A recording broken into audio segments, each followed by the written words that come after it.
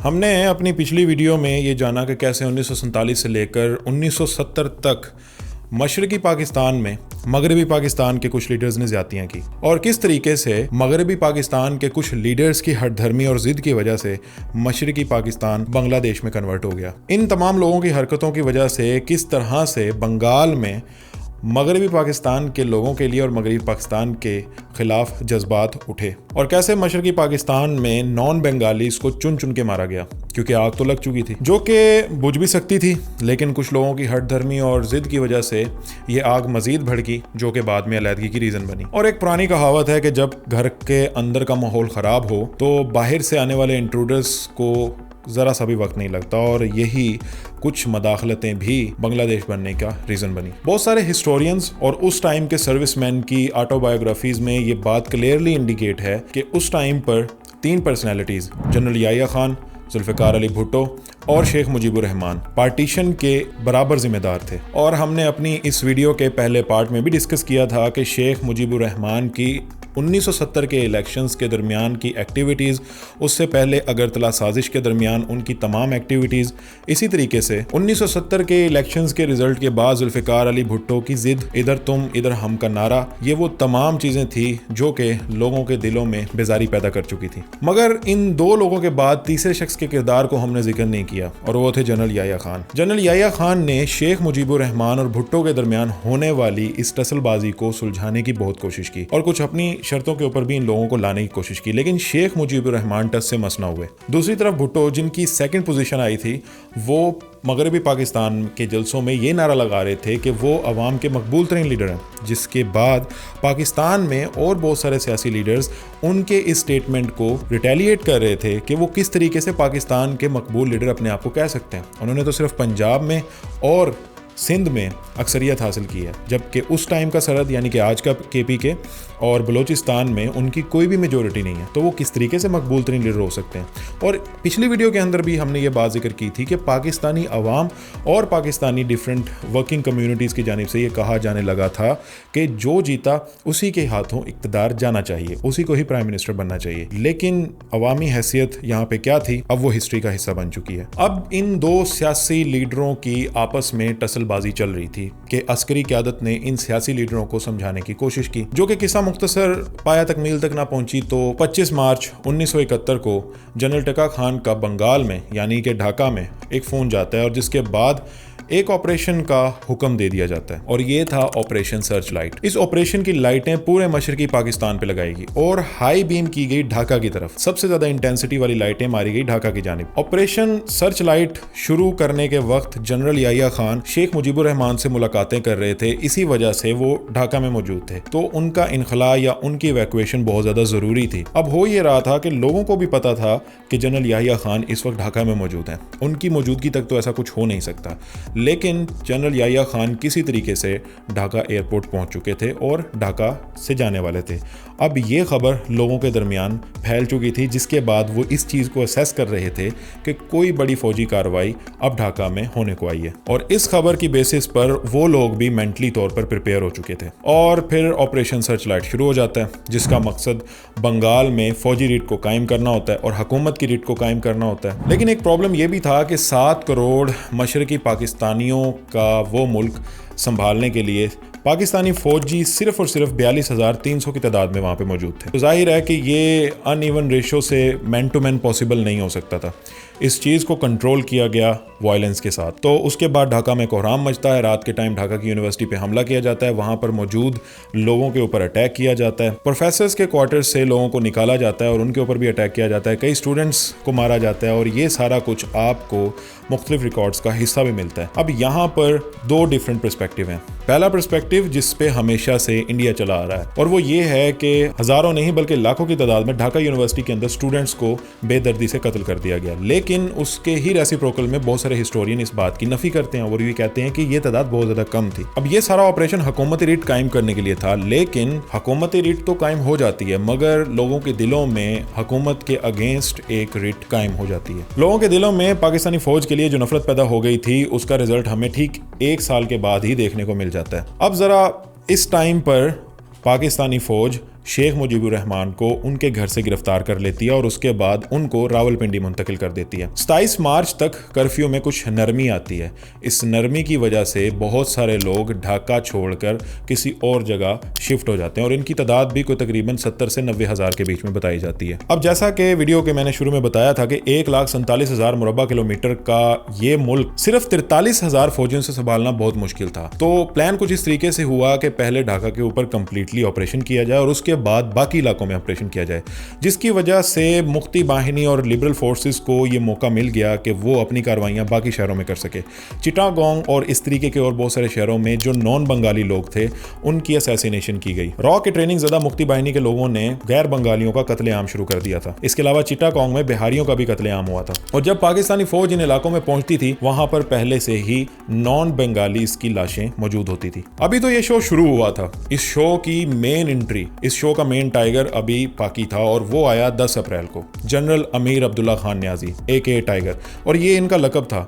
अगर देखा जाए तो इनके भतीजे भी अपनी पार्टी के तमाम कारकुनों को टाइगर ही बुलाते हैं। जनरल न्याजी की इमेज भी इतनी अच्छी नहीं थी और ये मैं खुद से ज़्यूम नहीं कर रहा। ये आप हमूद रहमान कमीशन रिपोर्ट भी पढ़ सकते हैं। वही हमूद रहमान कमीशन रिपोर्ट जिसका PTI ने आज से 3 महीने पहले जिक्र किया था कि everyone should read that, so you can read it now. General टका खान के इस ऑपरेशन सर्चलाइट के बाद बहुत सारे जर्नलों ने मशरकी पाकिस्तान की कमान संभालने से इनकार कर दिया था, लेकिन जनरल न्याजी ने यस कह दिया था। अब शायद वो हालात की नजाकत को नहीं समझे थे या फिर वो अपनी एबिलिटीज को ओवर एस्टिमेट कर गए थे, लेकिन उनकी हाँ के बाद उनको 10 अप्रैल को मशरकी पाकिस्तान का चार्ज मिल गया था। लेकिन ढाका यूनिवर्सिटी के इंसिडेंट के बाद लोगों के दिलों में पाकिस्तानी आर्मी के खिलाफ जो नफरत पैदा हुई, जनरल न्याजी के लिए ये एक बहुत बड़ा चैलेंज था जिसको उन्होंने कॉप करना था। जनरल न्याजी अप्रैल से अगस्त तक मुक्ति बाहिनी की गोरिल्ला कैंपेन के खिलाफ मजामत करते रहे। जून 1947 तक उन्होंने जो रिपोर्ट भेजी उसके मुताबिक 30,000 इंसर्जेंट्स उस महीने में भारत की जानिब से ट्रेन किए गए थे और इसके बाद मशरकी पाकिस्तान का भारत के साथ बॉर्डर एरिया पर अपना होल्ड कायम करने के लिए उन्होंने 2 एडहॉक डिवीजन्स को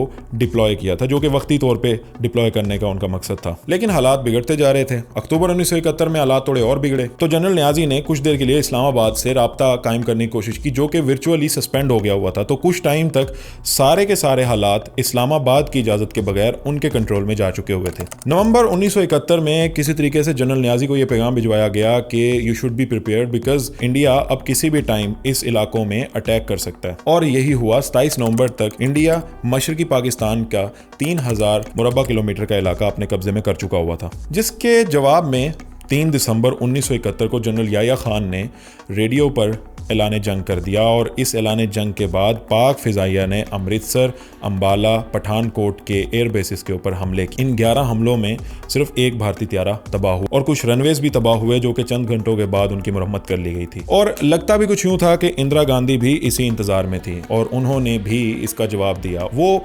ऑलरेडी इस तमाम सिचुएशन से अवेयर थी और इसी वजह से उनकी प्रिपरेशन वक्त से बहुत पहले चल रही थी। अब पाकिस्तानी फौजियों की तादाद सिर्फ 40,000 से 45,000 के करीब थी, जबकि इसके अलावा रजाकार जो कि जमात इस्लामी और मुख्तलिफ पार्टीज के मौजूद थे, इनको मिलाकर तकरीबन 1,25,000 के दरमियान पाकिस्तान के पास अपने जवान मौजूद थे, जबकि अगर मुक्ति बाहिनी और इंडियन फोर्सेस को मिलाया जाए तो ये तकरीबन 2.5 लाख के करीब बनते थे। इसके अलावा वेपन्स और बाकी तमाम फैसिलिटीज में भारत को पाकिस्तान पर हर महाज पे बर्तरी हासिल थी और इसका रिजल्ट 3 दिसंबर के बाद आहिस्ता आहिस्ता देखना शुरू हुआ कि भारत मुख्तलिफ इलाकों पर कब्जा करता चला आ रहा था और बहुत सारे पाकिस्तानी फौजियों ने इनके खिलाफ मजामत की। काफ़ी देर मजामत पर बहुत सारे लोग शहीद भी हुए और एक शहीद जिनको निशाने हैदर से भी नवाजा गया था। इसके साथ साथ भारत को मशरकी पाकिस्तान के लोगों की सपोर्ट भी हासिल थी, जिसकी वजह से अब जनरल न्याजी रिजल्ट्स देके बेबस हो चुके हुए थे। और अब याद करें आप वो वीडियो जो कि सोशल मीडिया पर बहुत टाइम से सर्कुलेट कर रही है। ये वीडियो और ये हरकत जुल्फकार अली भुट्टो की सिक्योरिटी काउंसिल में मौजूद है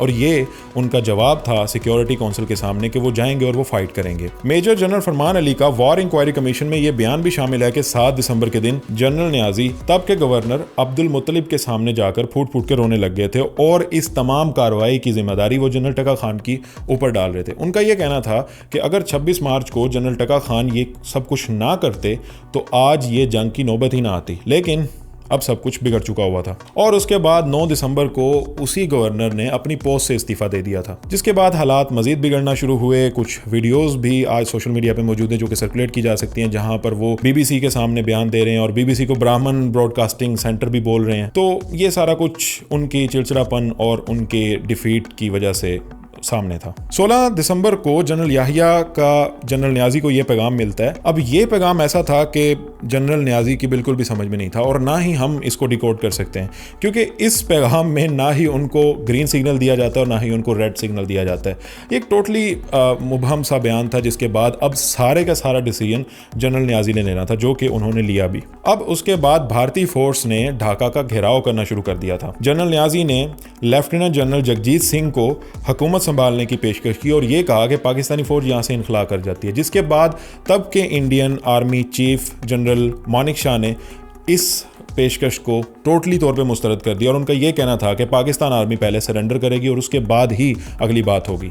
3 से 4 तजवीज़ों के बाद जाकर जनरल न्याजी को इस वजह से तजवीज़ मानना पड़ी जब भारतीय फोर्सेस की जानिब से उन्हें सिर्फ 30 मिनट का अल्टीमेटम दिया गया कि वो इस इलाके को खाली कर दें, अदरवाइज़ ढाका के ऊपर भी भारतीय इंसर्जेंस शुरू हो जाएगी और वो इसका कोई भी मज़ामत नहीं कर सकते, क्योंकि कई राइटर्स के मुताबिक जनरल न्याजी के पास बैकअप पे कुछ भी मौजूद नहीं था। उसके 30 मिनट के बाद एक हेलीकॉप्टर में lieutenant general Sajjad Singh, lieutenant general JS Arora और मेजर जनरल राफेल फिर जैकोब सरेंडर डॉक्यूमेंट के साथ वहां पर आते हैं और इधर से भारतीय फौज भी ढाका का मुहासरा करना शुरू कर देती है। 4:31 पे रमना रेस कोर्स में ये मीटिंग होती है और जनरल न्याजी इस डॉक्यूमेंट के ऊपर साइन कर देते हैं और उसके बाद वो तमाम वीडियोस आप सोशल मीडिया पर देख भी चुके हैं और अपनी स्क्रीन पे भी देख रहे हैं जब इन फोर्सेस ने सरेंडर किया था। इसके अंदर 40,000 के करीब पाकिस्तानी आर्मी के लोग थे और बाकी रजाकार भी शामिल थे और इनको बाद में कैदी भी बना लिया गया था। लेकिन जब हालात भारतीय फोर्सेस के हाथ में जा चुके हुए थे, उसके बाद भी बांग्लादेश में रहम का कोई सिलसिला भी शुरू नहीं हुआ था। भारतीय फोर्सेस की जानिब से और मुक्ति बाहिनी के लोगों की जानिब से वहां पर मौजूद गैर बंगाली लोगों का